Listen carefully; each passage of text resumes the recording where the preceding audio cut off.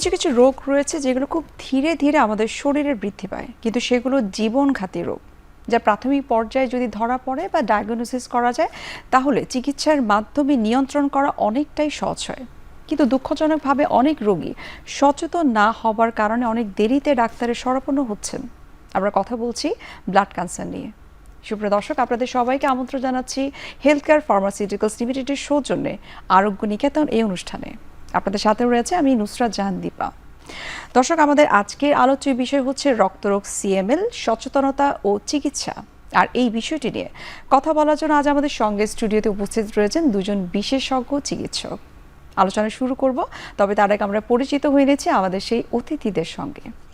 আমাদের সঙ্গে রয়েছেন অধ্যাপক ডক্টর আলমগীর কবির, রক্তরোগ বিশেষজ্ঞ, Bangladesh medical college and hospital. এবং আমাদের সঙ্গে রয়েছেন আরও একজন অতিথি, তিনি হলেন ডক্টর আব্দুল্লাহ আল মুসাব্বির, সহকারী অধ্যাপক হেমাটোলজি ও BMT unit, Dhaka medical college and hospital. আপনাদের দুজনকে স্বাগত জানাচ্ছি আমাদের আজকের অনুষ্ঠানে। Thank you doctor Nusrat Jahan. প্রথমে আপনার কাছে একটু জানবো ডক্টর আলমগীর কবির, যে এই সিএমএল বলতে আসলে আমরা কি বোঝাই, যেন সাধারণ মানুষ বুঝতে পারে। সিএমএল আমরা প্রথম যে শব্দটা দেয় লিউকেমিয়া, মানে ব্লাড ক্যান্সার, ব্লাডের অ্যাবনর্মাল পলিফারেশন। সিএমএল মানে ক্রনিক মাইলয়েড লিউকেমিয়া। এই লিউকেমিয়াটা হলো প্রোগ্রেশনটা, ডিজিজ প্রোগ্রেশন টু ফ্যাটালিটি, খারাপের দিকে যেতে একটু সময় লাগে, লেস প্রোগ্রেসিভ বলি। সময় মাঝে মাঝে সময়ের প্রয়োজন হয়, সেই জন্য এই লিউকেমিয়াটাকে আমরা ক্রনিক বলি। তাহলে যে কথাটা দাঁড়ালো, সিএমএল হলো ক্রনিক মাইলয়েড লিউকেমিয়া, তার লেস প্রোগ্রেশন দেন অ্যাকিউট লিউকেমিয়া। আচ্ছা, সাধারণত দেখা যায় যে ব্লাড ক্যান্সার তো আমরা অনেকের ক্ষেত্রে দেখে থাকি, অনেক সময় ছোটদের হয়, অনেক সময় বড়দের হয়। তো ছোট বড় যাদেরই হোক না কেন, নিশ্চয়ই যে কোনো রোগের ক্ষেত্রে প্রাথমিক কিছু সাইন সিমটম থাকে। এই সিএমএল বা এই রক্ত রোগের আসলে বিশেষ কোনো সিমটম আছে কিনা? প্রথম বলে নিই যেন এই রোগটা কখন কাদের বেশি হয়। সাধারণত দেখা যায় যে আমাদের এই যে লো ইকোনমিক কান্ট্রি দেশগুলোতে থার্ড এবং ফোর্থ ডিকেডে বেশি হয় ক্রনিক মাইলয়েড লিউকেমিয়া, এবং পেশেন্ট ইউজুয়ালি প্রেজেন্ট করে হলো উইকনেস, পেলর, এবং বিশেষ করে যে পেটের বাম পাশে চাকা, দ্যাট ইজ স্প্লিন, ওঠা নিয়ে প্রেজেন্ট করতে পারে, এবং ফেটিগনেস নিয়ে প্রেজেন্ট করে। এটার প্রেজেন্টেশনসটা এত টক্সিক না, দ্যাট ইজ স্টর্মি না। এটা মানে ইউজুয়ালি প্রেজেন্ট করে। তারপরে দেখা যায় ম্যাক্সিমাম ক্ষেত্রে আমরা যখন ব্লাড পরীক্ষা করি, ইনিশিয়াল যে পেরিফেরাল ব্লাড ফিল্মটা পরীক্ষা করি, তখন আমরা এটা আস করতে পারি অথবা আমরা বুঝতে পারি যে ক্রনিক মাইলয়েড লিউকেমিয়া। তার মানে কি আমরা এটা বলতে পারি, সাধারণত অনেকে কিন্তু বলে থাকে যে ব্লাড ক্যান্সার যাদের হয়ে থাকে প্রাথমিক পর্যায়ে আসলে তেমন কোনো লক্ষণ প্রকাশ পায় না। অ্যাকুটগুলোর লক্ষণ প্রকাশ খুব বেশি পায় এবং তাড়াতাড়ি পায়। এটার লক্ষণ প্রকাশ নাও পেতে পারে, মানে ইনসিডেন্টাল বলি আমরা, যেন মানে হঠাৎ অন্য কোনো পরীক্ষার জন্য সিবিসি করলাম, তখন তার ব্লাড ক্যান্সার ধরা পড়লো।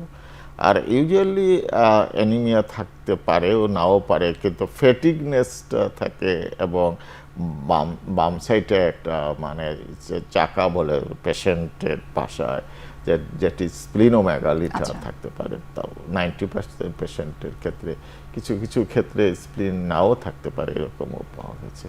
আচ্ছা, যেহেতু আপনি হিমোগ্লোবিনের কথা বলছেন, হিমোগ্লোবিন কম থাকে মানেই আমরা অনেক সময় মনে করি যে সেটা অনেক কমপ্লিকেশনসের দিকে চলে যেতে পারে। আমি এটি ডক্টর মুসাব্বির আপনার কাছে একটু জানবো যে হিমোগ্লোবিন খুব রেগুলার বেসিসে অথবা খুব ফ্রিকোয়েন্টলি কম থাকে, এটি কি আসলে ব্লাড ক্যান্সারকে ইন্ডিকেট করে কিনা? আচ্ছা, ধন্যবাদ প্রশ্নটি করার জন্য। আসলে হিমোগ্লোবিন আসলে আমরা যেটা স্বাভাবিকভাবে বলি রক্ত স্বল্পতা বা রক্ত শূন্যতা যেটাকে বলি, বা এনিমিয়া যেটাকে বলি না কেন, এটার সাথে রিলেটেড। তো সাধারণত এনিমিয়ার কিন্তু অনেক কজ আছে, মানে ভালো কজ থেকে শুরু করে খারাপ কজ, সব ধরনের কজই আছে। তো এনিমিয়াটা, শুধু এনিমিয়াটা ব্লাড ক্যান্সারের লক্ষণ হতে পারে, আপনি যেটা বলেছেন এটা ঠিকই বলেছেন। বিশেষ করে যেই এনিমিয়াটা দীর্ঘমেয়াদী এনিমিয়া, মানে অনেক দিন ধরে এনিমিয়া আছে, কোনো কিছুতেই কাজ হচ্ছে না, বারবার কমে যাচ্ছে, বারবার রক্ত লাগছে, এইরকম পরিস্থিতিতে যে ধরনের এনিমিয়া হয়, সেই ধরনের এনিমিয়াগুলো কিন্তু রক্ত ক্যান্সার হওয়ার একটা সম্ভাবনা থাকে। আবার সিএমএল, যেটা স্যার যেটা বললেন, সিএমএল কিন্তু খুব ধীর গতিতে আগায়, খুবই ধীর গতিতে আগায়। দেখা যায় যে বছরের পর বছর রোগীর কোনো সিমটমই থাকে না, শুধু হালকা একটু এনিমিয়া থাকতে পারে। রোগীরা সাধারণত দেখা যায় এমনি আসে না, হয়তো দেখা গেলো একটু এনিমিয়ার জন্য ডাক্তারের পরামর্শ নিতে গেল, বা একটু দুর্বল লাগছে তার জন্য পরামর্শ নিতে গেল, অথবা একটু খাবার দাবারের রুচি একটু কম তার জন্য পরামর্শ নিতে গেল, এই একটা সিবিসি করা হলো। স্বাভাবিকভাবে যেটা করা হয়, আমরা সাধারণত রুটিনভাবে একটা সিবিসি করাই, দেখা গেলো ওইখানে দেখা গেল যে আসলে তার সিএমএল আছে বা ব্লাড ক্যান্সার আছে। সো আপনি যেটা বলেছেন, রক্তশূন্যতা ব্লাড ক্যান্সারের লক্ষণ হতে পারে, তবে হ্যাঁ, এটা যদি দীর্ঘমেয়াদী হয় তাহলে অবশ্যই সেটাকে গুরুত্বের সাথে নিতে হবে। তাছাড়াও কিন্তু রক্তশূন্যতার অন্য অনেক কজ আছে, সেগুলোও একজন বিশেষজ্ঞ চিকিৎসকের কাছে, বিশেষ করে যদি এরকম সমস্যা থাকে, একজন হেমাটোলজিস্টের কাছে পরামর্শ নেওয়াটাই যুক্তিযুক্ত হবে। আচ্ছা, এক্ষেত্রে আমি আরেকটা বিষয় একটু নিয়ে আসতে চাই, যে আমাদের বাংলাদেশের প্রেক্ষাপটে আসলে মহিলারা যারা রয়েছে অধিকাংশই কিন্তু দেখা যায় তাদের হিমোগ্লোবিন কম থাকে, আয়রন কম থাকে। বিশেষ করে গ্রামাঞ্চলে যে মহিলারা, তাদের হিমোগ্লোবিন যথেষ্ট পরিমাণে কম, এবং এগুলোর জন্য কিন্তু দেখা যায় যে তাদের যে সন্তান হচ্ছে তাদেরও অসুবিধা হচ্ছে, এবং রক্তক্ষরণ যেটি হয় ডেলিভারির সময়, তখনও কিন্তু দেখা যায় যে হিমোগ্লোবিন কম থাকার কারণে সেটি আরো কমপ্লিকেটেড সিচুয়েশনে চলে যায়। তো তাদের ক্ষেত্রে আসলে আপনারা কি ধরনের সাজেশন দিয়ে থাকেন, বা পরবর্তীতে তাদের কি ধরনের ট্রিটমেন্টের আন্ডার আসা উচিত? আচ্ছা, হ্যাঁ, এটা একটা খুবই ভালো কথা বলেছেন বা বিষয় উল্লেখ করেছেন। আসলে আমাদের দেশে যেটা হয়, আমাদের দেশে কিন্তু খাদ্যাভ্যাসটা এমন যে আমাদের যে পর্যাপ্ত আয়রন পাওয়ার কথা, বিশেষ করে আমাদের উঠতি বয়সের মেয়েরা যারা আছে বা গর্ভাবস্থায় যারা আছেন, তাদের যে পরিমাণ আয়রন খাদ্যাভ্যাসে থাকার কথা সেটা কিন্তু আসলে পায় না বেসিক্যালি, যে খাবারটা খায় আমাদের স্বাভাবিকভাবে যে খাবারটা। সো দেখা যায় যে বেশিরভাগ ক্ষেত্রেই গর্ভবতী মহিলা এবং আমার উঠতি বয়সের মেয়েরা, বিশেষ করে যাদের মাসিকে একটু রক্ত বেশি যায়, তাদের কিন্তু আয়রন স্বল্পতাজনিত রক্ত শূন্যতা দেখা দেয় আর কি, এবং এটা খুবই কমন কিন্তু বাংলাদেশে। এছাড়াও থ্যালাসেমিয়া বলে একটা কথা আছে, যেটা আমরা হয়তো এখন সবাই মোটামুটি জানি, যেটা বংশগত একটা সমস্যা। তো ওই থ্যালাসেমিয়ার কারণেও কিন্তু রক্ত কমতে পারে। এখানে আসার ব্যাপার হচ্ছে যেটা আয়রনজনিত রক্ত স্বল্পতা, সেটা কিন্তু খুব সহজেই আয়রন দিয়ে চিকিৎসা করা সম্ভব। আয়রনযুক্ত খাবার প্লাস আয়রন যে ওষুধটা আছে, সেই ওষুধের মাধ্যমে, এবং অনেক সময় সাপ্লিমেন্ট ফর্মে যেটা আছে, ওটার মাধ্যমে কিন্তু বেশিরভাগ ক্ষেত্রেই এটাকে একবারে নর্মাল করে ফেলা সম্ভব। সো আমি বলবো, যারা আসলে এই যে উঠতি বয়সে মেয়েরা আছে এবং গর্ভবতী মহিলারা আছেন, তারা অবশ্যই আয়রন সমৃদ্ধ খাবার যেগুলো আছে, এগুলো বেশি করে খাবেন। অবশ্যই যেরকম আছে কচু, কাঁচা কলা আছে, তারপরে কলিজা আছে, এগুলোতে বেশি পরিমাণে থাকে। বা আপনারা নর্মালি সবাই যেটা জানে, কাটলে যেই ফলগুলো কালো হয়ে যায়, ওটাতে আয়রন বেশি থাকে, তো ওইগুলো একটু বেশি করে খাবেন। এরপরেও যদি আপনার ঘাটতি হয়, তাহলে আয়রন সাপ্লিমেন্ট আছেন, অথবা রক্তরোগ বিশেষজ্ঞের কাছে পরামর্শ নিতে পারেন। এটা এখন খুব সহজেই সমাধান করা সম্ভব। অর্থাৎ সঠিক খাদ্যাভ্যাসটা অনেক বেশি গুরুত্বপূর্ণ। আমি ডক্টর আলমগীর, আপনার কাছে একটু জানবো যে বাংলাদেশের প্রেক্ষাপটে আসলে যে থ্যালাসেমিয়া বা ব্লাড ক্যান্সার, এটার রেশিওটা আসলে কেমন, বা পরিসংখ্যান আসলে কি বলছে? প্রথম থ্যালাসেমিয়া বলি। থ্যালাসেমিয়াটা হলো বাংলাদেশে, এটা একটু ভয়াবহ অবস্থায় আছে। বাংলাদেশের থ্যালাসেমিয়ার বাহক 1,20,00,000। It's dangerous conditions. এখন থেকে 5-6 বছর আগে ট্রান্সফিউশন ডিপেন্ডেন্ট বেবি জন্ম নিতে হলো 6,000। এটা এখন 10 to 12,000 বেবি ট্রান্সফিউশন ডিপেন্ডেন্ট বাচ্চা জন্ম নেয়, যেটা থ্যালাসেমিক পেশেন্ট, যাদের রক্ত দিতে হয় সবসময়। আর নেক্সট হলো ক্রনিক মাইলয়েড লিউকেমিয়া। সারা পৃথিবীতেই একই ধরনের ইনসিডেন্সটা একই, দ্যাট ইজ 1.2 তে 1.6, 1 থেকে 2 প্রতি 1 লাখে বাচ্চার পর। কিন্তু ভালো ট্রিটমেন্ট হওয়ার জন্য এখন প্রিভিলেন্সটা বেড়ে গেছে। এখন আমাদের থ্যালাসেমি পেশেন্টের বার্ডেন প্রায় 30 থেকে 40,000, এবং এটা আমাদের হেলথ কেয়ার ইকোনমিক্সের উপরে একটা বেশ বার্ডেন হয়ে পড়েছে। যেন প্রতি 1 লাখে 1-2 বাচ্চা জন্ম নেয়, কিন্তু ওই বাচ্চাগুলো, ওই পার্সনগুলো তো মরে যাচ্ছে না ভালো ট্রিটমেন্টের কারণে। ওরা বেঁচে আছে, কিন্তু ওদের ওষুধ খেতে হয়, আচ্ছা। ওষুধ খেতে হয়। কিন্তু তাহলে এক্ষেত্রে কি আমরা এটা বলতে পারি যে তা প্রতি বছর এই সংখ্যাটা বৃদ্ধি পাচ্ছে? অবশ্যই, যেটাকে আমরা আমাদের ল্যাঙ্গুয়েজে প্রিভ্যালেন্স বলি, এটা দিন দিন বৃদ্ধি জি। পাচ্ছে। যেহেতু মানে এখন একটা সময় আসছে কথা বলা, যেন যদি থ্যালাসেমিয়ার ট্রিটমেন্ট ঠিকমতো সিএমএল এর পেশেন্ট ঠিকমতো করা হয়, তাহলে অন্যান্য মানুষের যেরকম লংগেজিভিটি, তারও লংগেজিভিটি একই সমান দিকে যাবে। আচ্ছা, এই যে আপনি সিএমএল এর কথা বললেন যে লংজিভিটিটা অনেক বেশি হতে পারে, সাধারণ যেটা ব্লাড ক্যান্সার, এটার সঙ্গে আসলে সিএমএল এর তফাৎটা আসলে কি? অ্যাকুট লিউকেমিয়া যেটা, সেটা স্টর্মি নেচার। সেটা হলো যদি ট্রিটমেন্ট না করি তাহলে ফ্যাটালিটি, মানে পেশেন্ট খারাপ হয়ে যায় উইথিন 3 to 6 months। আচ্ছা। আর আমাদের ক্রনিক মাইলয়েড লিউকেমিয়ার ট্রিটমেন্ট এখন অনেকগুলো মাইলস্টোন পার হয়ে এখন একটা সুন্দর অবস্থানে এসেছে, যে 1999 থেকে এখন ট্রিটমেন্ট নিলে ওই পেশেন্টগুলা তার নর্মাল লাইফ লিডও করতে পারে। ডক্টর মুসাব্বির, আপনার কাছে একটু এই বিষয়টা একটু জানবো। যেমনটি ডক্টর আলমগীর স্যার উনি বলছিলেন যে আসলে পেশেন্টরা কিন্তু সবসময়, বা পেশেন্টদের আত্মীয় স্বজন যারা থাকে তারা সবসময় কিন্তু একটা জিনিস জানতে চায় ট্রিটমেন্ট চলাকালীন, যে আমার রোগী পুরোপুরিভাবে ভালো হবে কিনা, সুস্থ হবে কিনা। এই প্রশ্নটা নিশ্চয়ই আপনারা খুব রেগুলার বেসিসে শুনে থাকেন। এক্ষেত্রে আসলে সিএমএল এর ক্ষেত্রে এটি কি পুরোপুরিভাবে কিওর হওয়ার কোনো সম্ভাবনা আছে? অনেক ক্ষেত্রে হয় যে 4th স্টেজে চলে আসছে, 4th স্টেজ থেকে কি পুরোপুরিভাবে রোগী ব্যাক করতে পারেন? যেটা বলেছেন, আসলে সিএমএল এটা একটা ক্রনিক রোগ, ক্রনিক মাইলয়েড লিউকেমিয়া যেটাকে আমরা বলি। তার মানে ক্রনিক যে কোনো এটা মানে মোটা দাগে একটা কথা আছে, যে কোনো ক্রনিক যেগুলো আছে রোগ, এগুলো সাধারণত ভালো হয় না। যেমন ধরেন আপনার ডায়াবেটিস ক্রনিক একটা রোগ, এটা ভালো হয় না। হাইপার টেনশনে কখনো ভালো হয় না, মানে সবসময় একটা ওষুধের মধ্যে থাকলে রোগীরা সব ভালো থাকে। এবং সিএমএলটা কিন্তু অলমোস্ট সেই রকমই। এখন যে ধরনের অত্যাধুনিক ওষুধ এসেছে, এবং এটা কিন্তু খুব কেমোথেরাপি না যে আপনাকে হসপিটালে ভর্তি হয়ে কেমো দিতে হবে, এই করতে হবে, সেই করতে হবে, ব্যাপারটা এরকম না।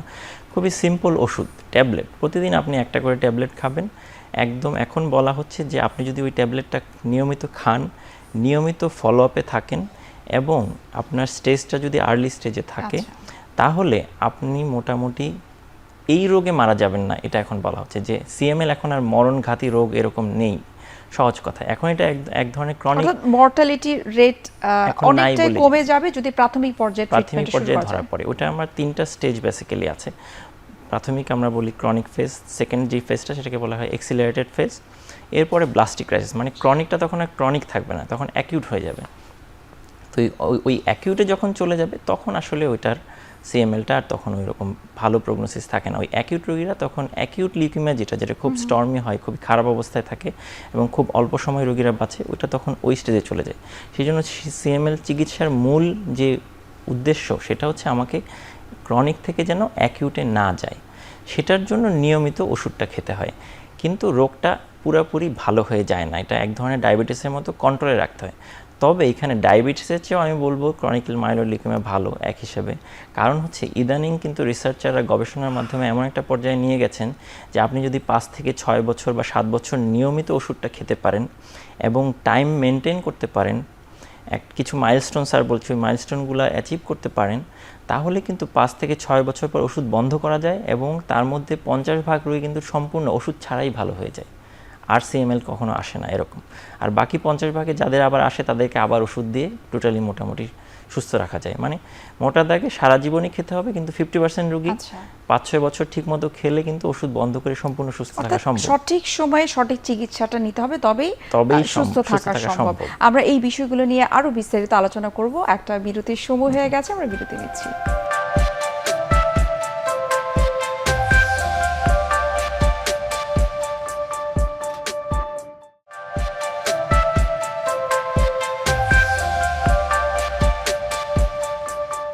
আমরা বিরতির আগে কথা বলছিলাম যে আসলে সিএমএল যাদের হয়ে থাকে তাদের ক্ষেত্রে আসলে কোন পর্যায়ে ট্রিটমেন্টটা করলে তারা সবসময় সুস্থ থাকতে পারবে। এখন একটু ট্রিটমেন্ট নিয়ে কথা বলতে চাই। ডক্টর আলমগীর স্যার, আপনার কাছে একটু জানবো ট্রিটমেন্টটা আসলে কি, ট্রিটমেন্ট প্রোটোকলটা আসলে আপনারা কিভাবে সেট করে থাকেন? বিভিন্ন যুগে বিভিন্ন ধরনের ট্রিটমেন্ট এসেছে, তো যেটা মডার্ন ট্রিটমেন্ট সেটাই বলি, যেটা 1999 থেকে যেটি যে টিকিআই মিউটেশন, টিকিআই টাইরোসিন কাইনেজ ইনহিবিটরস, মানে এই জিনিসটা হলো কি, যদি সহজভাবে আমাদের মানুষদেরকে বোঝাতে হয়, সেটা হলো কি, যেন আমাদের একটা কাউন্ট আছে, নর্মাল কাউন্ট আছে, white blood cell 12,000, platelet count 4 lakh, haemoglobin একটা, তো এটা একটা বডিতে জেনেটিক মেকানিজমের একটা ব্রেক আছে। এই ব্রেকটা নষ্ট হয়ে যায় যখন বডি তখন বুঝতে পারে না যেন তার ডাব্লিউসি কাউন্ট আর দরকার নেই, তার প্লেটলেট কাউন্ট আর দরকার নেই। এই যে ব্রেকগুলো নষ্ট হয়ে যাওয়ার আর ডিসক্রিপশনটা এখানে তত প্রয়োজন নেই। এই ব্রেকগুলো যাতে করে নষ্ট না হয়, যারা এই ব্রেকগুলো নষ্ট করে তাদের উপরে কাজ করার জন্য যে ওষুধগুলো আসছে সেগুলোকে টার্গেটিং থেরাপি বলি। সেগুলো হলো 1999 থেকে টিকিআই মিউটেশন অ্যানালাইসিস, টিকিআই মিউটেশনস ইনহিবিটরস, সেই ড্রাগগুলো এখন চলে আসছে। প্রথম ইমাটিনিব ফার্স্ট লাইনে আসছে, সেকেন্ড লাইনে নিলুটিনিব অ্যান্ড ডাসাটিনিব, থার্ড লাইনে বসুটিনিব, পোনাটিনিব, এবং আরও একটা নতুন ড্রাগ এসেছে। তো এগুলো প্রত্যেকটা ড্রাগেরই মানে খুব রেসপন্স ভালো। যখন কোনো রেজিস্ট্যান্স আমরা মনে করব কোনো একটা ড্রাগের, সেই জন্য আমরা যেভাবে ব্লাডের কালচার অ্যান্ড সেন্সিটিভিটি করি না, সেভাবে যে টিকিআই মিউটেশন অ্যানালাইসিসও করা যায়, করে আমরা ড্রাগ চেঞ্জও করতে পারি। যেন প্রথম তো আমরা ইনিশিয়ালি ইমাটিনিব দিয়ে স্টার্ট করবো, it's a very nice drug, safe drug. এরপরে কিছু কিছু ক্ষেত্রে আমাদের এই ইমাটিনিবটা যদি রেজিস্ট্যান্স গ্রো করে, তখন আমরা ডাসাটিনিব দেই এবং নিলোটিনিব দেই। তারপরে একদম মানে খুব কিওর করার মতো ড্রাগ আছে পোনাটিনিব। এই ড্রাগগুলো আমরা ডক্টররা চেঞ্জ করবো, হেমাটোলজিস্টরা চেঞ্জ করব। কিন্তু ইনিশিয়ালি আমরা যে ওষুধটা ব্যবহার করব ইমাটিনিব, সেটা ভেরি নাইস ড্রাগ।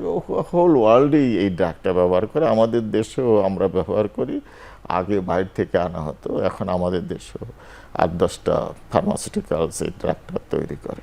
আচ্ছা, যেহেতু আপনি বললেন যে টিকিআই ট্রিটমেন্টটা আপনারা অ্যাপ্লাই করে থাকেন, এই ট্রিটমেন্টটা যে করা হয়, ঠিক আসলে আমাদের স্বল্প আয়ের মানুষ যারা রয়েছে তাদের জন্য কি সেটি অ্যাফোর্ডেবল? হ্যাঁ, অবশ্যই আমরা সেটা নিয়ে আমরা কথা বলেছি। যেন প্রথম যখন টিকিআই ইনহিবিটরসগুলো আসলো, ও তখন 400 টাকা ছিল। এখন এটা আস্তে আস্তে কমে কমে, আমরাও ডক্টররা বলি, মিডিয়াতেও বলে, সবাই বলতে 180 টাকা চলে আসছে। প্রান্তিক লোকজনদের জন্য অনেক ডিফিকাল্ট প্রতিদিন 180 টাকার ওষুধ খাওয়া।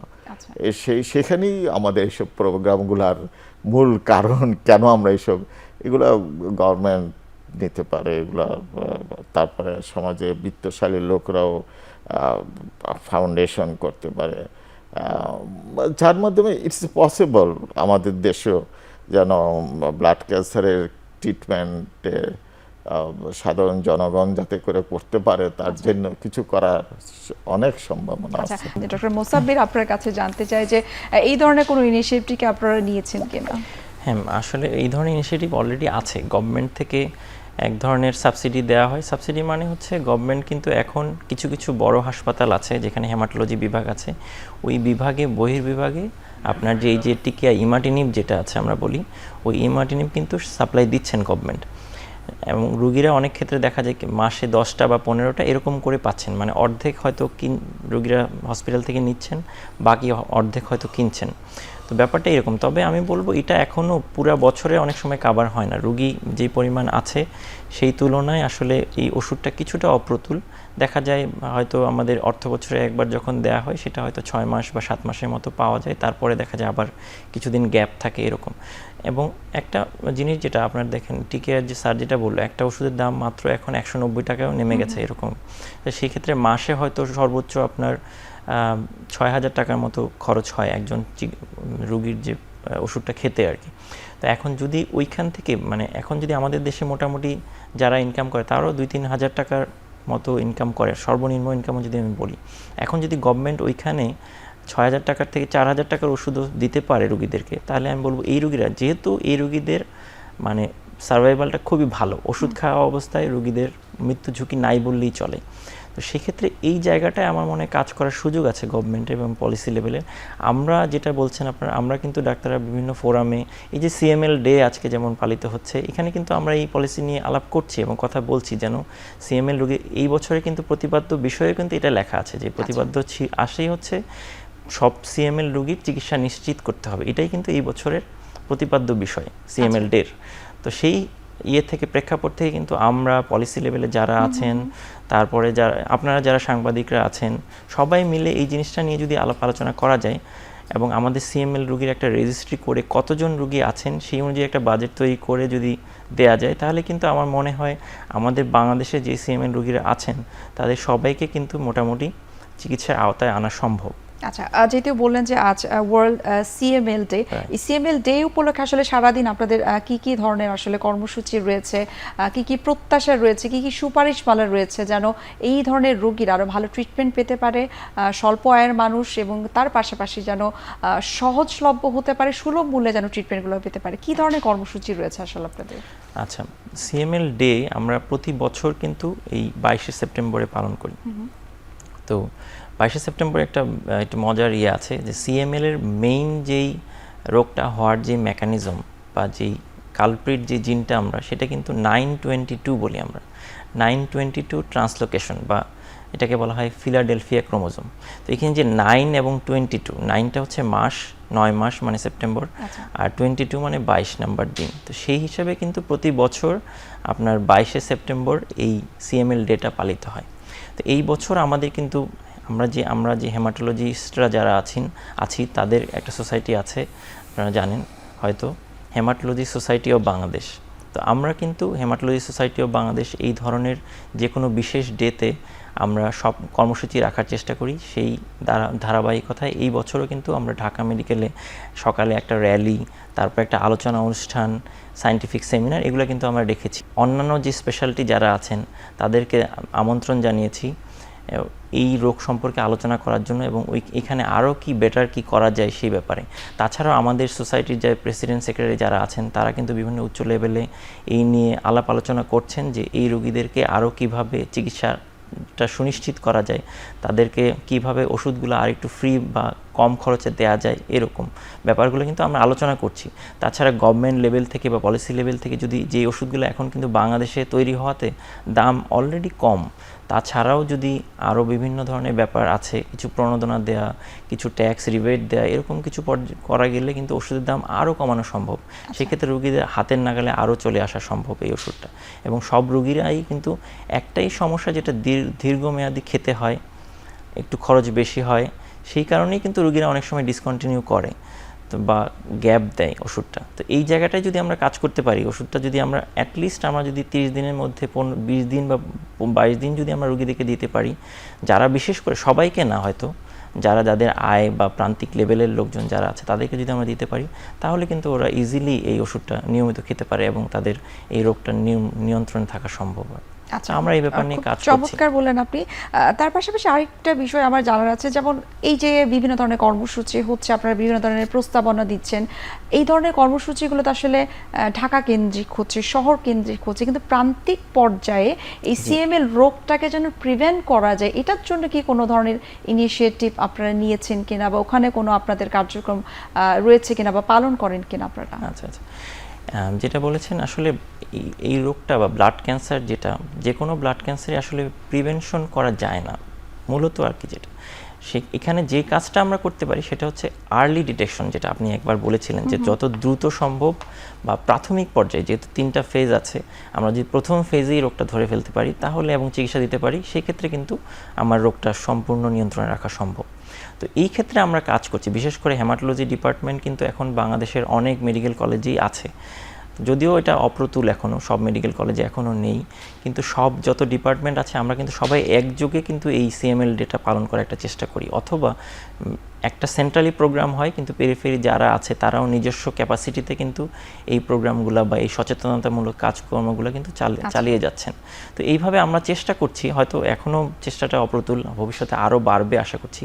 সোসাইটি কাজের মাধ্যমে আমরা চেষ্টা করছি এই জিনিসগুলোকে ছড়িয়ে দিতে, যাতে মানুষ আরও সচেতন হয়, বিশেষ করে যেই রোগগুলো আমরা আসলে কন্ট্রোল করতে পারি, যেই রোগগুলোকে আমরা রোগীদেরকে ভালো করতে পারি, সেই রোগগুলোতে যেন রোগীরা না মারা যায়, সেটাই হচ্ছে আমাদের মূলত টার্গেট আর কি। আচ্ছা, আমি একই বিষয়ে আমি ডক্টর আলমগীর স্যার আপনার কাছে একটু জানতে চাইবো, আপনি তো দীর্ঘ অনেক বছর আপনি রক্তরোগ বিশেষজ্ঞ হিসেবে কাজ করছেন, আপনার কাছে কি মনে হয় যে শহরের বাইরে অর্থাৎ প্রান্তিক পর্যায়ের মানুষগুলো যেন এই রোগটা সম্পর্কে সচেতন থাকে, বা বেসিক যে সাইন সিমটমগুলো যেগুলো রয়েছে সেগুলো সম্পর্কেও যদি তারা জানতে পারে, তাহলে যেন রোগটা সম্পর্কে তারা জানে, বোঝে, সচেতন হয় এবং ডাক্তারের শরণাপন্ন হয় এবং সেই সাথে ট্রিটমেন্টটা যেন নিতে পারে? কি আমাদের না একটা নিখুঁত পরিসংখ্যান দরকার। তার কারণ আমি আমেরিকান সোসাইটি অফ হেমাটোলজির একটা প্রোগ্রামে আমি গেলাম, সেখানে দেখলাম যে ওদের কিছু প্রতিষ্ঠান ফিলিপাইন্স, ইন্ডিয়াকে অনেক ডলার সাবসিডি দিচ্ছে। তখন প্রিরিকুইজিট কি, প্রিরিকুইজিট দেখলাম ওরা বললো যে একদম নিখুঁত কিছু যদি আমরা আমাদের পরিসংখ্যান দিতে পারি, যেন আমাদের এরকম 40,000 কিংবা 1 লাখ সিএমএল এর পেশেন্ট আছে এবং ওদের আইডেন্টি কার্ডও আছে, এই তো তখন ওরা কিন্তু একটা ভালো ফান্ড আমাদের দেশের জন্য দিতে পারে। তো এগুলো আমাদের সোসাইটি কাজ করছে, গভর্নমেন্টও অবশ্যই কাজ করবে, কিন্তু এগুলো আরো অ্যাক্সিলারেট হইতে কাজ করা উচিত। এই জায়গাটা আসলে আমরা কিছুটা পিছিয়ে রয়েছে, যে রোগের সংখ্যা, রোগীদের সংখ্যা সেটা নথিভুক্ত করা হয় না। ইপিডেমিওলজিটা ডেভেলপ না হলে আমরা উন্নত বিশ্বের সাথে কমিউনিকেশন করতে পারি না। যে epidemiology is one of the best things to think. জি, এই বিষয়গুলো আরেকটু আপনাদের কাছ থেকে বিস্তারিত জানবো। আরও একটা বিরতির সময় হয়ে গেছে, আমরা বিরতি নিচ্ছি।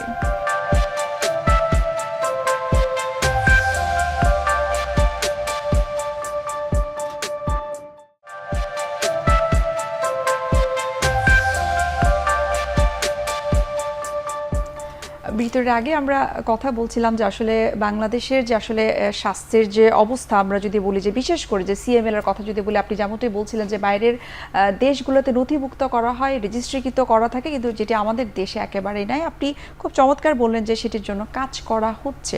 আমরা চাই এটি আরও চমৎকারভাবে নথিভুক্ত হোক, যেন প্রত্যেকটা মানুষ চিকিৎসা পেতে পারে এবং উন্নত চিকিৎসা যেন তাদের সবার জন্য যেন সহজলভ্য হয়। আপনি বলছিলেন যে ট্রিটমেন্টের একটা পার্ট হচ্ছে যে টিকেআই। আমি যে টিকেআই সম্পর্কে আরেকটু জানবো, যে এই যে ওষুধটা সবাই খাচ্ছে, এটা কি কোনো পার্শ্ব প্রতিক্রিয়া রয়েছে কিনা, এটি কি সবার জন্য সেফ কিনা, মানে বেবি পেশেন্ট বা অ্যাডাল্ট পেশেন্ট যারা রয়েছে? ইউজুয়ালি বা পার্শ্ব প্রতিক্রিয়া তেমন কিছু নেই, যারা সাধারণত শরীরে একটু পানি হাসে, ইডিমা ডেভেলপড হতে পারে, তখন আমরা সাথে সাথে ডায়ুরেটিক্স ব্যবহার করতে বলি এরকম। আর কিছু পার্শ্ব প্রতিক্রিয়া বলতে কিছু জয়েন্ট পেইন হতে পারে অনেক সময় পেশেন্টস, আর ইনিশিয়ালি পেশেন্ট খুব নশিয়া ফিল করে, কিন্তু ভমিটিং হয় না, এটাও অনেক পেশেন্টকে অনেক কষ্ট দেয়। দেন লিভার এনজাইম বেড়ে যেতে পারে অনেক সময়, লিভার এনজাইমগুলো ওগুলো আস্তে আস্তে ওগুলো ঠিক হয়ে যায়। ক্রিটিনিনের লেভেলটা ওটা ইউজুয়ালি নর্মাল থাকে, কিন্তু যদি ক্রিটিনিন কোনো ক্রনিক রেনাল ফেলুরের পেশেন্ট হয় তখন আমরা সুইচ অন করি, অন্য ড্রাগে চলে যায়। সাধারণত আমরা এত কঠিন কোনো সেফটি মার্জিনটা অনেক ভালো, এটাই বলতে চাচ্ছি। আচ্ছা, আপনি বলছিলেন যে আসলে তেমন কোনো অর্থাৎ মেজর কোনো পার্শ্ব প্রতিক্রিয়া হয় না। আমি ডক্টর মোসাব্বির আপনার কাছে একটু জানবো, যে আপনি বলছিলেন যে অনেক ক্ষেত্রে দেখা যায় যে রোগী 5 থেকে 6 বছর ওষুধ খাওয়ার পরে অনেক সময় তার ওষুধটা নাও লাগতে পারে। আপনারা আসলে কোন স্টেজে এসে বুঝতে পারেন বা ডিসিশন নেন যে এখন তার ওষুধ খাওয়া বন্ধ করতে হবে, না খেলেও চলবে, না খেয়ে তিনি সুস্থ থাকতে পারবেন?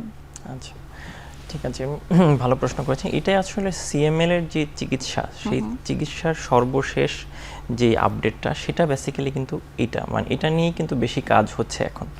তো এখানে যেটা বলা হচ্ছে, আগে একটা মোটা দাগে ছিল যে আপনার সিএমএল হয়েছে মানে আপনি টিকেআই বা ইমাটিনিব যেটাকে বলি আমরা, কয়েক ধরনের আছে, যেটাই হোক ওষুধ খান না কেন সেটা সারা জীবন খেতে হবে, আজীবন খেতে হবে। তারপর এখন গবেষকরা চিন্তা করলেন যে না, আমরা দেখি যে এটা একটা নির্দিষ্ট সময় পরে কি বন্ধ করা যায় কিনা, বন্ধ করলে এটা কি রোগীরা ভালো হয়ে যায় কিনা। তো এখন এটার জন্য যখন চেষ্টা করা হচ্ছে তখন দেখা গেছে ওরা কিছু ক্রাইটেরিয়া সেট করেছেন যে এই ক্রাইটেরিয়াগুলো যদি থাকে তাহলে পসিবলি এই রোগীদেরকে বন্ধ করা সম্ভব। যেমন ধরেন আপনি মোটামুটি 5 থেকে 7 বছর নিয়মিত টিকা খেয়েছেন, নিয়মিত আমার ওষুধটা খেয়েছেন, তারপরে হচ্ছে 5 থেকে 7 বছর আপনি নিয়মিত যে ফলো আপটা আছে, ফলো আপটা একটা টেস্ট আছে যে আমার যে একটু আগে স্যার বলেছেন যে মেইন যে মিউটেশনটা যেটাকে আমরা বলি ফিলাডেলফিয়া মিউটেশন বা 922 একটু আগে বললাম যেটা, সেই মিউটেশনের কারণে যে জিনিসটা এই জিনিসটা হয়, সেই মিউটেশনের লেভেলটা আস্তে আস্তে কমতে হয়, একটা নির্দিষ্ট লেভেল পর্যন্ত আসতে হয়। আমাদের এটা একটা টার্গেট দেয়া আছে যে এত মাসে এত মাসে এত লেভেলের নিচে আসবে এবং আলটিমেটলি এটা নাই হয়ে যাবে বলতে গেলে আর কি, মানে নেগেটিভ হয়ে যাবে, আমরা এক্সপেকটেশন হচ্ছে নেগেটিভ হয়ে যাবে। তো এখানে একদম খুব ডিপ মলিকুলার রেসপন্স বলে একটা কথা আছে যেখানে খুব ভালোভাবে আমার মিউটেশনটা চলে গেল। এরকম যদি এই অ্যাটলিস্ট 3 থেকে 4 বছর বা 2 থেকে 3 বছর অ্যাটলিস্ট থাকে, তাহলে ধরেন 5 থেকে 7 বছর ওষুধটা খেলো নিয়মিত ফলো আপে থাকলো, পেশেন্ট যদি আমার 2 থেকে 3 বছর ডিপ মলিকুলার রেসপন্সে আছে এরকম যদি হয় অ্যাটলিস্ট, তাহলে ওই পেশেন্টদেরকে আমি ওষুধ বন্ধ করে দেখতে পারি। এটা একটা ক্রাইটেরিয়া।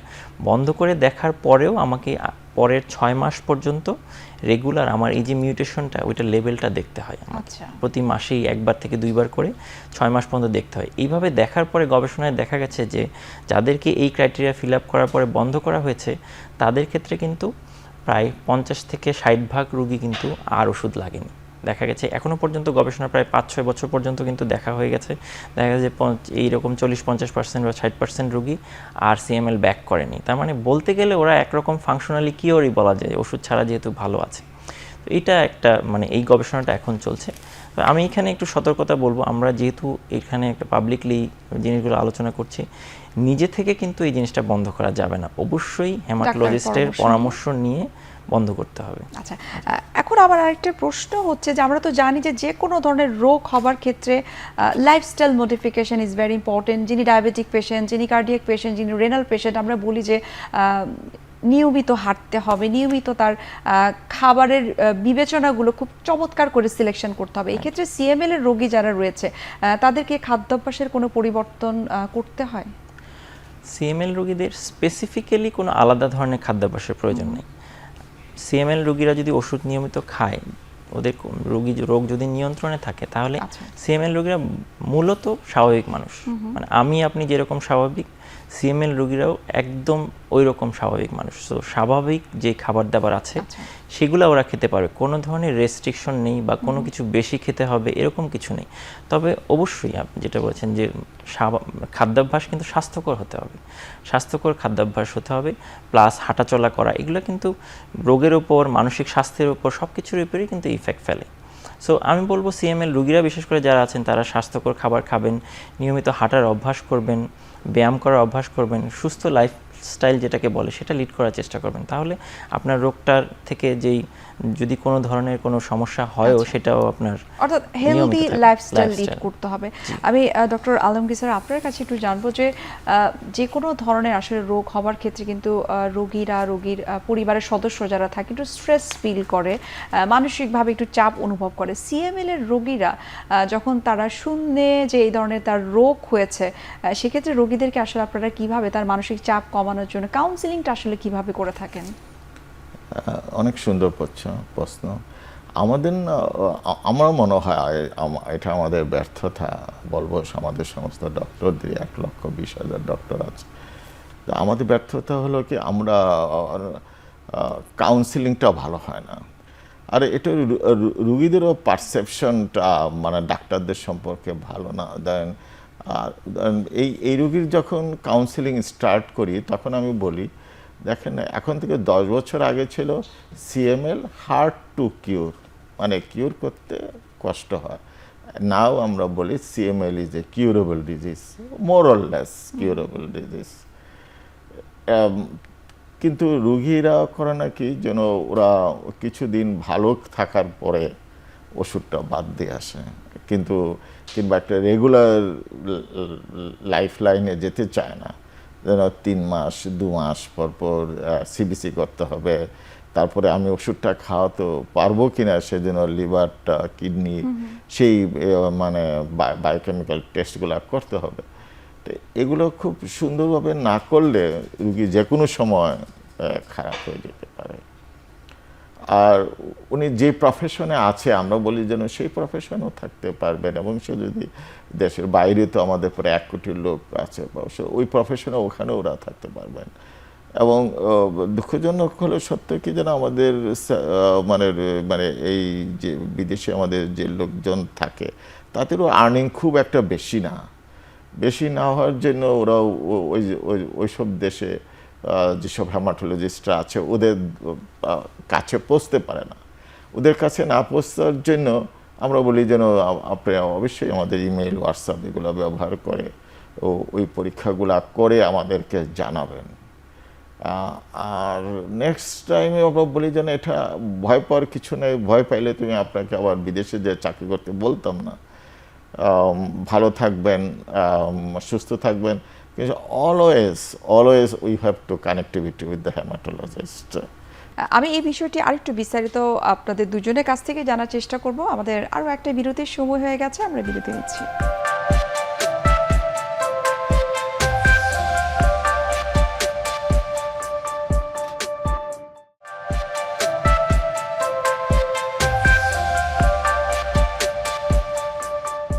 আমরা বিরতির আগে কথা বলছিলাম যে সিএমএল রোগী যারা রয়েছেন তাদেরকে কিভাবে আপনারা কাউন্সিলিং করে থাকেন, কতটুকু সময় দিয়ে থাকেন, কেননা রোগীরা কিন্তু একটা প্রত্যাশা করে যে ডাক্তার আমাকে ভালো সময় দিবে, ভালোভাবে কাউন্সিলিং করবে।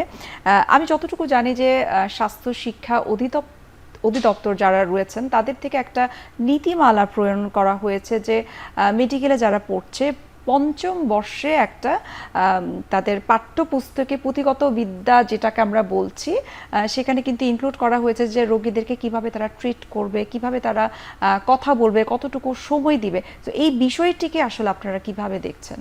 আসলে উন্নত বিশ্বে আপনার ওটা আমাদেরও হবে, যেটা যখন একজন স্টুডেন্ট চিকিৎসা শাস্ত্রে পড়াশোনা করবে তার সাইকোলজিক্যাল টেস্টটা অনেক উন্নত। কোনো মানে আপনি মানে এটা বলার অপেক্ষা রাখে না, এটা আপনিও জানেন, আমাদের দেশের সব মানুষই জানে যেন ডাক্তার হওয়ার আগে তাকে একটা ভালো মানুষ হতে হবে। হ্যাঁ, সেই প্রেক্ষাপট থেকেই, সেই পটভূমির উপর থেকেই সে তাদের রোগীদের ট্রিটমেন্ট করা উচিত। যেন আমি কিছু ওষুধের নাম জানি এবং কিছু রোগী ধরতে পারি, ওটা আসলে প্রফেশনাল হওয়া উচিত না। একটা চিকিৎসা বাণিজ্য আর একটা রিয়েল চিকিৎসা, এই দুটোর মধ্যে ডিফারেন্স আমাদের ডাক্তারদের জানতে হবে, এবং সেটা আমরা জাস্ট মানে ডাক্তারি ভর্তি হওয়ার আগেই আমাদের ওরকম একটা কনসেপ্ট নিয়ে আমাদের বাচ্চাদের ভর্তি করতে হবে যেন ওরা কতটুকু মানব সেবার প্রতি যত্নশীল হবে। এবং এটি কিন্তু আমাদের সকলের জন্যই একটা স্বস্তির বিষয় যারা আসলে নন মেডিকেল পার্সন যারা রয়েছে, যে আমরা এখন চিকিৎসা পাবো, সেই সাথে যে আপনি যে মানবিকতার কথাটা বললেন সেই বিষয়টি আসলে সুনিশ্চিত করার জন্যই আশা করি এই ডিসিশনটা আসলে নেওয়া হয়েছে। আমি ডক্টর মোসাবির আপনার কাছে একটু জানবো যে বাংলাদেশে যে সিএমএল এর রোগীরা যারা রয়েছেন, এই যে ফলো আপ সিস্টেমের কথা আপনি বললেন, এই ফলো আপ সিস্টেমটা আসলে কতটুকু রোগীরা মেনটেন করতে পারেন? যদি কারোর ক্ষেত্রে সেটার গ্যাপ পড়ে যায়, পরবর্তীতে কনসিকুয়েন্স আসলে কি হতে পারে? সিএমএল রোগের চিকিৎসা যেটাতে ওষুধ খাওয়াটা যেরকম ইম্পর্ট্যান্ট, ফলো আপটাও কিন্তু সমান ইম্পর্ট্যান্ট, সমান গুরুত্বপূর্ণ। আপনি শুধু ওষুধ খেয়ে গেলেন কিন্তু ফলো আপ করলেন না আপনার যে রোগটা আসলেই কি নিয়ন্ত্রণ হলো কিনা। হয়তো বাহ্যিকভাবে আপনি সুস্থ হয়ে গেলেন, ভালো হয়ে গেলেন, আপনার ব্লাডের কাউন্টও নর্মাল হয়ে গেল, কিন্তু ওই যেটা বললাম মলিকুলার যে ব্যাপারটা, ওই লেভেলটা সেটাই যে বললাম একটা নির্দিষ্ট টাইম পর একটা মাইলস্টোন আছে, সেই মাইলস্টোনটা পেশেন্টটা কি অ্যাচিভ করলো কিনা বা ওইটা কি আমার হলো কিনা পেশেন্টটা ওষুধ খেয়ে, সেটা দেখাও কিন্তু খুবই গুরুত্বপূর্ণ। কারণ আপনি যদি ওষুধ খেতে থাকেন কিন্তু আপনার ওই মাইলস্টোনটা একটা নির্দিষ্ট সময় পর না আসে, তাইলে ওই ওষুধটা কিন্তু খুব দ্রুতই অকার্যকর হয়ে পড়বে এবং আলটিমেটলি আপনি ওষুধ খাচ্ছেন, ভাবছেন আমি ভালো আছি, কিন্তু ভিতরে ভিতরে কিন্তু আপনার প্রসেসটা কিন্তু আবার স্টার্ট হয়ে গেছে এবং প্রসেসটা স্টার্ট হয়ে সেটা কিন্তু প্রাথমিক পর্যায় থেকে আলটিমেটলি তখন আমার তৃতীয় পর্যায়ে বা তৃতীয় ধাপে যদি চলে যায়, সেক্ষেত্রে কিন্তু রোগীদেরকে আর ভালো করা সম্ভব হয় না। সেই জন্য এই যে নিয়মিত যে ফলো আপটা এবং নিয়মিত ওই বিসিআরএর লেভেলটা দেখা, সেটা খুব ইম্পর্টেন্ট। হ্যাঁ, লেভেলটা যেই টেস্টটা, এইটা একটা সমস্যা হচ্ছে, এই টেস্টটা শুধুমাত্র ঢাকা কেন্দ্রিক হয় আর কি, ঢাকার বাইরে মূলত হয় না। তো ঢাকাতে এসেই রোগীদেরকে করতে হয় এবং কিছু নির্দিষ্ট সেন্টার আছে যেগুলোতে হয়। ওই টেস্টটা একটু খরচ আছে, যেমন পার টেস্টে সাধারণত 10 থেকে 15,000 টাকার মতো খরচ হয়। এটা রোগীদের জন্য একটা মানে আমি বলবো একটা ইকোনমিক বার্ডেন, এটা ঠিক আছে। এই জায়গায় যদি গভর্নমেন্টও, এখানেও আমি বলছি যে গভর্নমেন্ট এখানেও যদি কিছু কাজ করতে পারে, অলরেডি কিন্তু এই ধরনের এই টেস্টগুলো কিন্তু বিএমইউ যেটাকে বলি, বাংলাদেশ মেডিকেল ইউনিভার্সিটি, তারপর হচ্ছে সিএমএইচ যারা আছে, এরা কিন্তু কম খরচে করছে। এটাকে যদি আরও একটু সহনীয় পর্যায়ে নিয়ে আসা যায়, তাহলে কিন্তু রোগীরা এটাতে উৎসাহী হবে। অনেক সময় দেখা যায় এই টাকার কারণে অনেকে দেখা যায় হঠাৎ করে 10,000 টাকা ম্যানেজ করতে কষ্ট হয়ে যায়, তখন এটা একটু গ্যাপ পড়ে যায়। আচ্ছা, এই ক্ষেত্রে এনজিও আসলে কতটুকু গুরুত্বপূর্ণ ভূমিকা পালন করতে পারে? খুব ভালো কথা বলেছি। এখানে এনজিও, শুধু এনজিও না, আমাদের দেশে যারা ব্যবসায়ীরা আছেন, যাদের টাকা আছে কিন্তু যারা খরচ করতে চায়, এবং অনেক ব্যবসায়ীরা আছেন যারা খরচ করতে চান, যে মানে মানবতার সেবায় খরচ করতে চান বা রোগীদের সেবায় খরচ করতে চান, এটা কিন্তু আমি বলবো সিএমএল এ যদি খরচ করেন ওরা, বা সিএমএল এর দিকে ওনারা খেয়াল করেন, তাহলে এটা কিন্তু আমি বলবো রিওয়ার্ডিং। অনেক ব্লাড ক্যান্সার আছে যেগুলো ধরেন অ্যাকিউট ব্লাড ক্যান্সার, ওইখানে কিন্তু টাকা খরচ করে অনেক সময় রিওয়ার্ড ওরকম পাওয়া যায় না, দেখা যায় সব রোগী ভালো হয় না, ইভেন খুব ভালো চিকিৎসা পাওয়ার পরেও সব রোগী ভালো হয় না। কিন্তু সিএমএল এ কিন্তু 99% রোগীদের যারা ঠিকমতো ওষুধ খায়, আমি বলবো অলমোস্ট এখন 100%ই বলা যায় যে নিয়মিত ওষুধ খায়, টোটালি ভালো থাকা সম্ভব। একদম এটাকে একদম ক্রনিক ডিজিজে এখন কনভার্ট হয়ে গেছে, একরকম ডায়াবেটিসের মতো, যেরকম খুব নিয়মিত ওই যে ডিসিপ্লিন ইজ লাইফ যেটাকে বলে, ডিসিপ্লিন যদি করা যায়, নিয়মিত ওষুধ যদি খাওয়া যায়, একদম সম্পূর্ণ সুস্থ থাকা সম্ভব। অর্থাৎ নিয়মিত ঔষধ খাওয়া এবং আপনি বলছেন যে ফলো আপটা অনেক বেশি গুরুত্বপূর্ণ। এখানেই আমি বলবো এনজিও এবং হচ্ছে যারা বিত্তশালী আছেন তাদের একটা কাজ করার সুযোগ আছে। ওরা যদি এই জায়গায় ওষুধটার দাম কমানো বা ওষুধটা সাবসিডি দেওয়া, অথবা টেস্টের দাম কমানো বা টেস্টের সাবসিডি দেয়, তাহলে কিন্তু এখন কিন্তু অলরেডি কিছু সাবসিডি প্রোগ্রাম আছে, যেমন যারা ওষুধ কোম্পানিগুলো আছে আমাদের, আমি বলবো তাদেরকে আমি ধন্যবাদ জানাবো। মূলত তারা কিন্তু যারা নিয়মিত ওষুধ খায়, তাদের কিন্তু এই টেস্টটা অনেক সময় একটা 50% বা 60%, এবার অনেকে 70% টাকাটা কিন্তু ওরা রিবেট করে দেয়, রিইম্বার্স করে দেয়। তো দেখা যায় যে প্রথমে করতে হয় রোগীরা নিজের টাকা দিয়ে, কিন্তু ধরেন 10,000 টাকা দিয়ে করলে 8,000 7,000 টাকা কিন্তু ওষুধ কোম্পানিগুলো দিয়ে দিচ্ছে। আমি বলবো এটা খুবই ভালো উদ্যোগ, কিন্তু শর্ত হচ্ছে যেন নিয়মিত ওষুধ খায়। তো এই ধরনের উদ্যোগ যদি আরও অনেকে নেয়, তাহলে আমি বলবো সিএমএল রোগীরা কিন্তু খুব ভালোভাবেই তারা ওষুধ খেয়ে সুস্থ থাকতে পারবে। অর্থাৎ সার্বিকভাবে সকলের সহযোগিতায় আসলে দরকার, ব্যক্তিগত সচেতনতা তো অবশ্যই দরকার, পাশাপাশি যেমনটা আপনি ফার্মাসিউটিক্যালসের কথা বলছেন, স্বাস্থ্য বিভাগ যারা এখানে যারা রয়েছেন, চিকিৎসক যারা রয়েছেন, সবার সহযোগিতার মাধ্যমে আসলে আমরা উন্নত বিশ্বের সমমান চিকিৎসা সেবাটা দিতে পারবো। আমরা অনুষ্ঠানের একেবারে শেষ পর্যায়ে আপনাদের দুজনকে অসংখ্য ধন্যবাদ, আপনারা এত ব্যস্ততার মাঝেও আমাদেরকে গুরুত্বপূর্ণ কিছু ইনফরমেশন দিয়েছেন। Thank you. ধন্যবাদ আপনাকে, এবং ধন্যবাদ সকল দর্শকবৃন্দদেরকে সময় নিয়ে অনুষ্ঠানটি দেখার জন্য। সুপ্রিয় দর্শক, এতক্ষণ আপনারা দেখছিলেন হেলথকেয়ার ফার্মাসিউটিক্যালস লিমিটেডের সৌজন্যে আরোগ্য নিকেতন এই অনুষ্ঠানটি।